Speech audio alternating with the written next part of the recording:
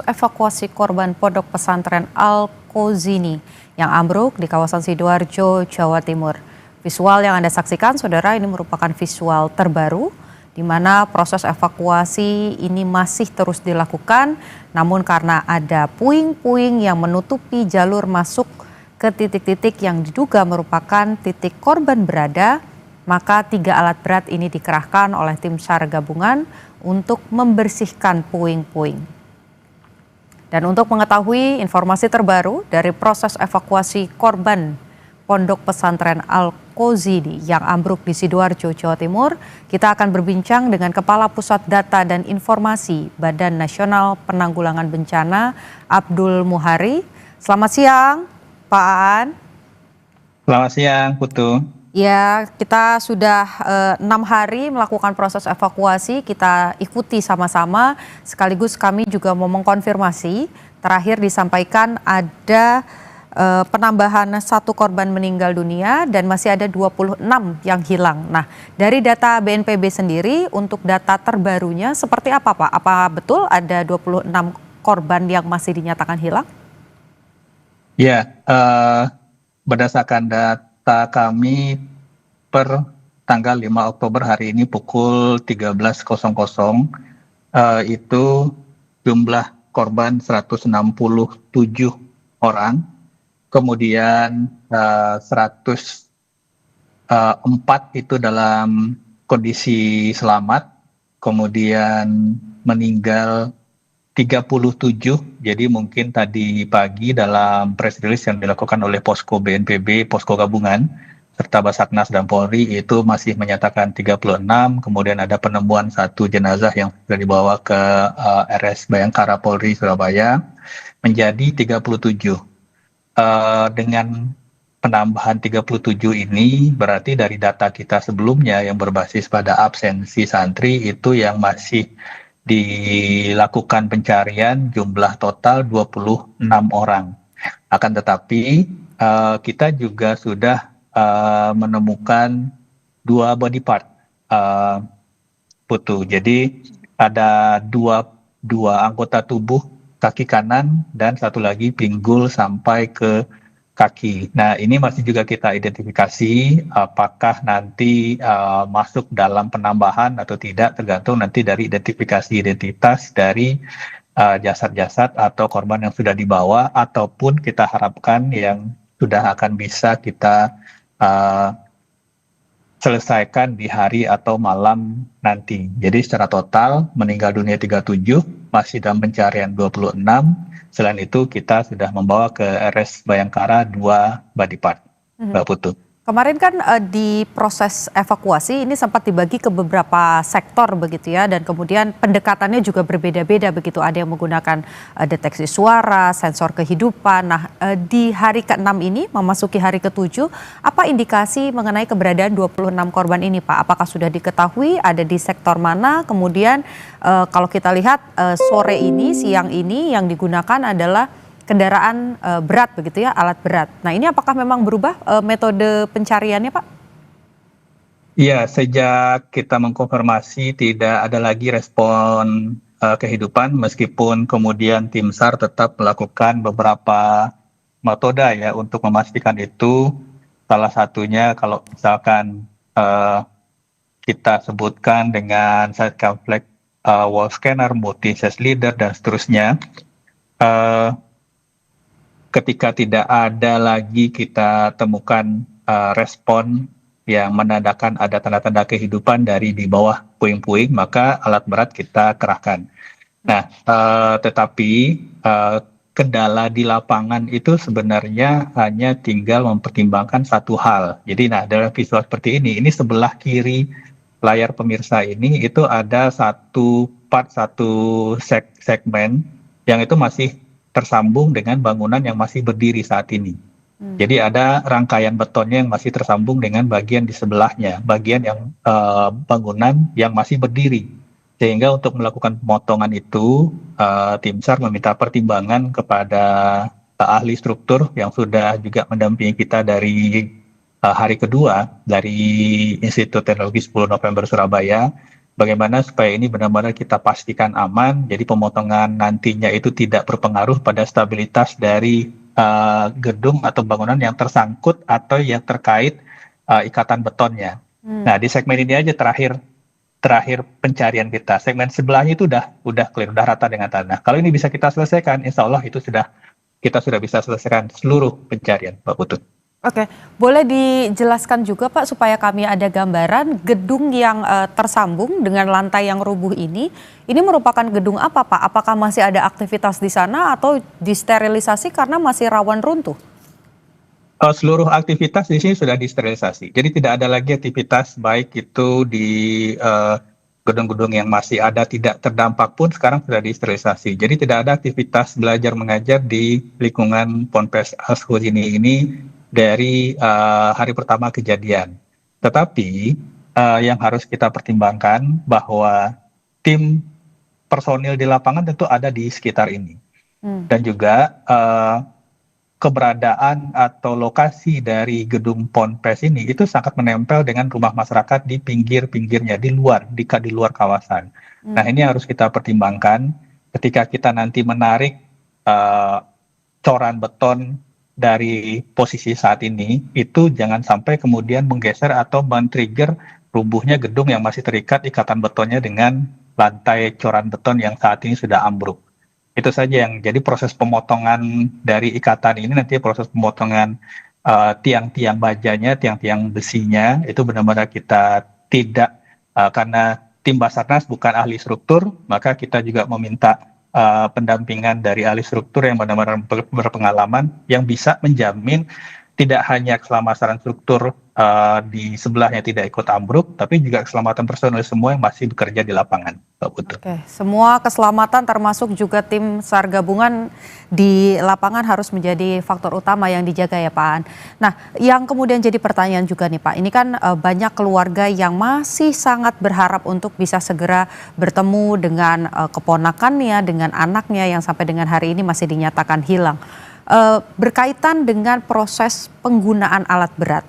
Apakah tadi disampaikan bahwa ya ini sudah tidak ada tanda-tanda kehidupan, maka kemudian alat berat dikerahkan. Nah, apakah ini juga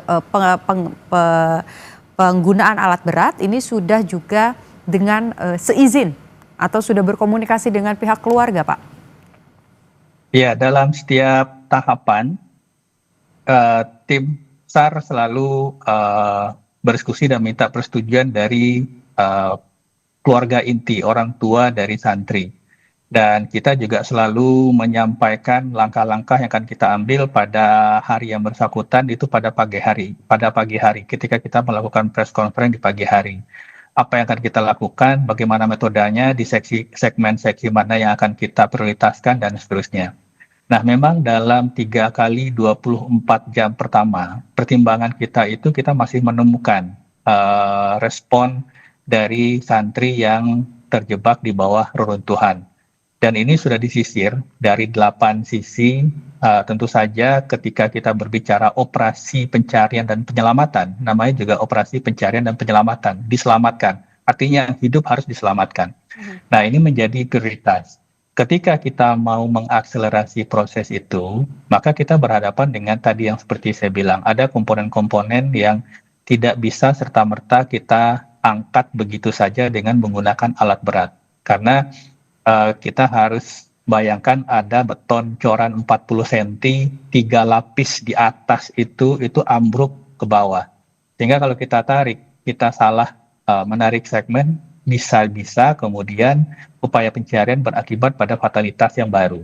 Nah, inilah kemudian pada 3 kali 24 jam pertama itu tim kemudian memutuskan caranya manual. Dibuka sedikit demi sedikit celah di bawah, kemudian begitu terangkat, disanggah dengan kayu, dicoba lagi terangkat, disanggah dengan kayu. Nah, inilah yang kita lakukan. Dan alhamdulillah Mbak Putu, dari respon di segmen yang kita masih mengidentifikasi ada respon kehidupan itu, kita berhasil mengevakuasi 7 korban. 5 diantaranya selamat. 5 diantaranya kita selamatkan. Tim benar-benar luar biasa. 2 diantaranya sudah meninggal. Nah, begitu segmen ini sudah berhasil dikeluarkan semua, yang tadi 7 5 selamat, 2 meninggal itu. Kemudian kita sisir lagi, tim sisir lagi untuk melihat apakah masih ada respon-respon kehidupan tersebut. Beberapa kali berbagai metode sehingga begitu dipastikan tim di lapangan tidak lagi mendapatkan respon kehidupan atau respon dari pemanggilan atau respon dari alat-alat yang kita gunakan, barulah kemudian tim meminta izin kepada keluarga untuk menggunakan alat berat. Penggunaan alat berat tentu ada risiko. Risikonya ini pun harus kita minimalisasi. Karena bagaimanapun ketika kita mengevakuasi atau mengangkat struktur-struktur beton yang beratnya mungkin di atas 10, di atas 20 ton, itu juga tidak bisa serta-merta. Harus di-cutting dulu, harus dipotong dulu. Jadi 1 hingga 2 ton ini yang kemudian diangkat.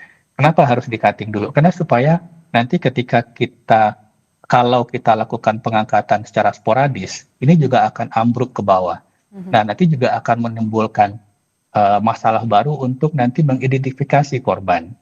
Sehingga ini yang tahapan demi tahapan, tapi tahapan ini juga kita akselerasi, tim bekerja 24 jam di lapangan. Kita bisa bayangkan 24 jam di lapangan.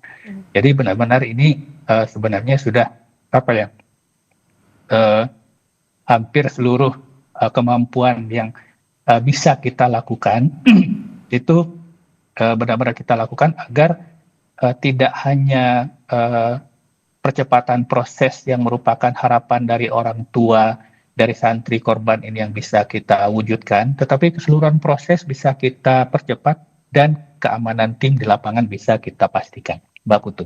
Oke, berarti targetnya kalau untuk hari ini memang akan fokus untuk membersihkan puing-puing dan juga menyelesaikan 3 lantai beton yang patah itu ya Pak ya, baru nanti akan dilanjutkan lagi ketika jalanan atau jalurnya sudah mulai terbuka lagi, baru akan mulai dievakuasi secara manual lagi, begitu Pak?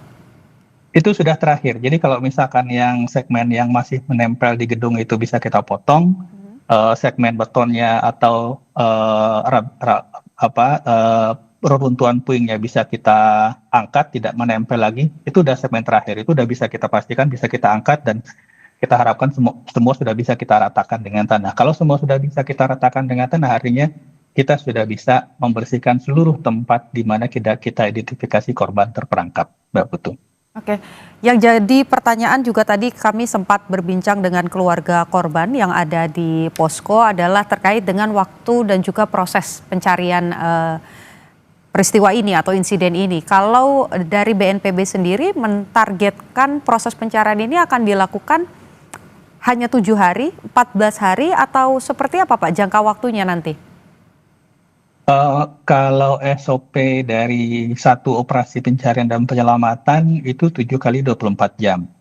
Tetapi kemudian sekiranya masih ada indikasi lokasi yang ada korban di satu titik yang belum terjangkau, maka itu akan diteruskan sampai seluruh titik yang diduga masih terdapat korban itu bisa kita bersihkan.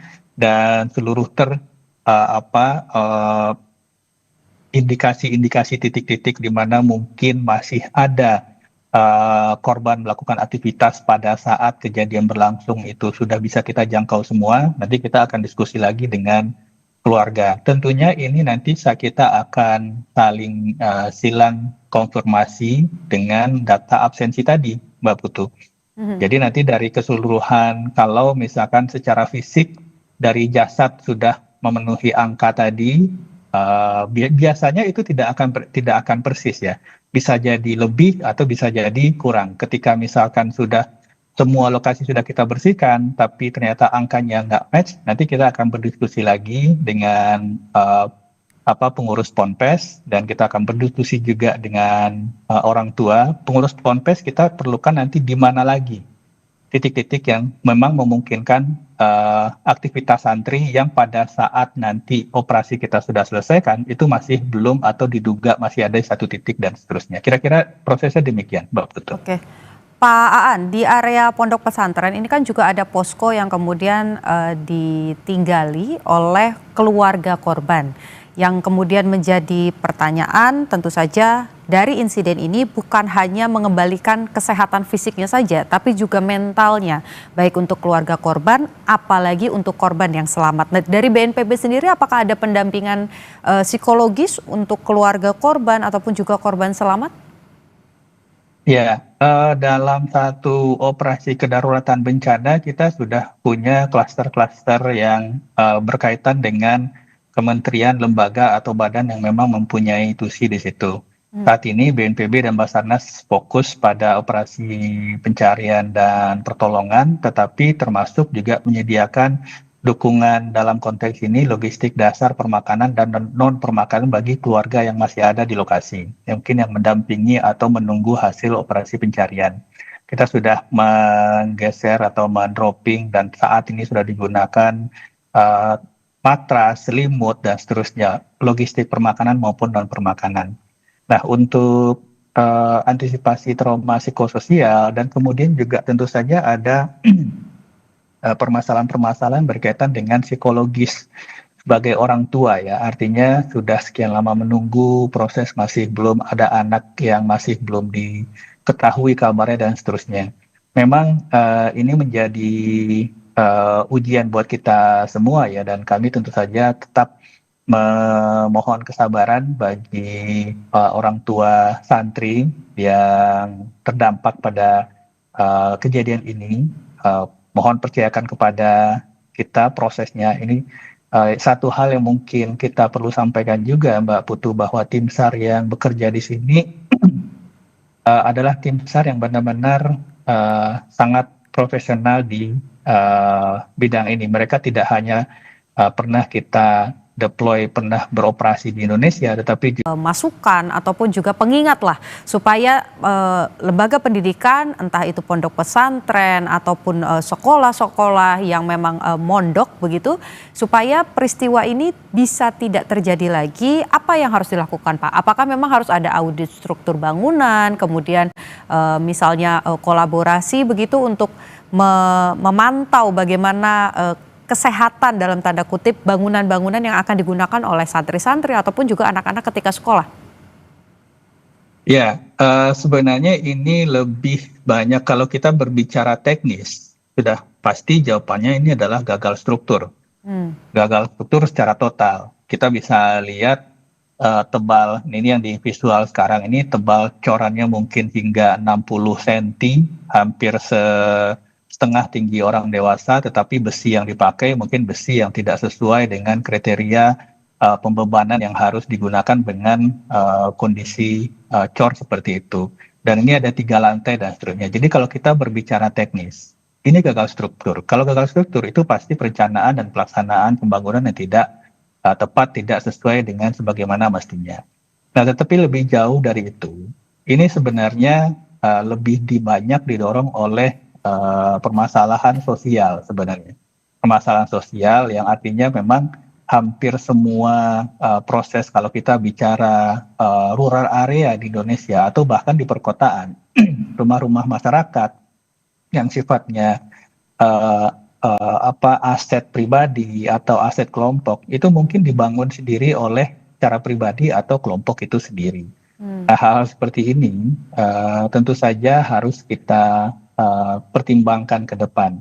Kalau misalkan itu berkaitan dengan aset pribadi, ya mungkin yang akan berisiko adalah diri sendiri atau keluarga. Tapi ketika itu berkaitan dengan keperluan atau akan digunakan untuk aktivitas-aktivitas yang akan melibatkan sangat banyak orang di situ, satu hal yang harus kita ingat adalah buat siapapun kita, penanggung jawab Ponpes, bahwa kita yang santri ada di situ, orang tua, para santri, bahwa ketika kita berbicara struktur, itu tidak ada tawar-menawarnya. Bahwa kesalahan kita dalam memastikan struktur itu kuat akan berakibat pada fatalitas yang mungkin berakibat pada kematian puluhan orang yang akan beraktivitas di situ. Jadi ketika kita berbicara struktur yang akan digunakan secara publik, aktivitas sekian banyak orang, maka keselamatan, kesesuaian, kedetilan, dan perhitungan-perhitungan sebagaimana mestinya struktur itu dibangun harus kita lakukan, Mbak Putu. Oke, Kalau proses investigasi Pak akan berjalan bersama paralel dengan proses evakuasi dan juga pertolongan atau akan nanti dilakukan setelah proses evakuasi ini selesai? Investigasi mungkin itu di APH ya. BNPB saat ini fokus pada operasi pencarian dan pertolongan dan memastikan bahwa korban dan keluarga korban bisa tertangani dengan baik. Oke, kalau soal bantuan, biasanya kalau di bencana ada anggaran khusus begitu ya untuk membantu rumah-rumah yang terkena bencana. Nah, dengan insiden ini Pak, apakah BNPB juga akan memberikan bantuan terkait dengan rekonstruksi dari pondok pesantren? Untuk rekonstruksi bangunan yang sifatnya sarana pendidikan itu biasanya dilakukan oleh kementerian lembaga yang mengampu lembaga pendidikan itu. Misalkan ketika kita ada bencana di Cianjur misalkan ya, maka berkaitan dengan sekolah dasar, SMP negeri, SMA negeri, maka itu akan ditangani oleh Kemendikdasmen, pada saat itu Kemendikbud misalkan. Untuk madrasah, maka itu akan didukung pembangunan ulangnya kembali oleh Kementerian Agama. Jadi itu akan dilakukan, difasilitasi, didukung oleh kementerian di mana atau yang mengampu lembaga pendidikan itu, Mbak Putu. BNPB sendiri kalau itu berkaitan dengan aset masyarakat seperti rumah dan atau aset publik seperti jalan dan jembatan, maka itu akan difasilitasi oleh BNPB, Mbak Putu. Oke. Salah satu hal yang kemudian menarik juga Pak di posko ini ada masyarakat yang kemudian datang begitu untuk memberikan bantuan pakaian, memberikan bantuan makanan dan juga minuman untuk keluarga dan juga kerabat yang saat ini masih menunggu di posko. Nah, untuk masyarakat Pak yang ingin berkontribusi ataupun juga memberikan update informasi, apa saluran resmi dari BNPB untuk informasi-informasi real time begitu dengan adanya insiden Ponpes Al-Kozini ini Pak? Iya, untuk masyarakat khususnya mungkin yang tidak berada di Surabaya atau Sidoarjo yang tidak bisa ke lokasi, jika ingin mendapatkan informasi secara langsung itu bisa ke call center BNPB 117 atau nanti kita juga selalu merilis informasi resmi 2 kali sehari, pagi jam 8 dan kemudian sore jam 18 waktu Indonesia Barat tentang hasil upaya pencarian pada hari berjalan. Tetapi bagi masyarakat yang mungkin bisa ke lokasi yang ingin menyalurkan donasi dan seterusnya, ada posko gabungan di sekitar 20 meter dari lokasi pencarian, itu posko gabungan BNPB, Basarnas, Kementerian Sosial, dan seluruh stakeholder pemerintah Jawa Timur, Pemkab Sidoarjo. Jadi bisa ke sana jika ingin berdonasi atau apapun, semua informasi ada di situ dan semua penggunaan atau penyaluran bantuan juga transparan kita catat dan semua bisa mengakses dengan melihat secara langsung ada di posko, Mbak Putu. Oke, baik. Terima kasih sudah berbincang dengan Kompas TV. Kita tadi banyak berbicara dari mulai proses evakuasi sampai dengan bagaimana target dalam waktu dekat. Kepala Pusat Data dan Informasi Badan Nasional Penanggulangan Bencana, Abdul Mulhari, terima kasih sudah berbagi dengan Kompas TV. Kita harapkan proses evakuasi segera selesai, korban bisa ditemukan dan juga segera kembali ke keluarga. Terima kasih, Pak Abdul Mulhari. Terima kasih, Mbak Putu. Saudara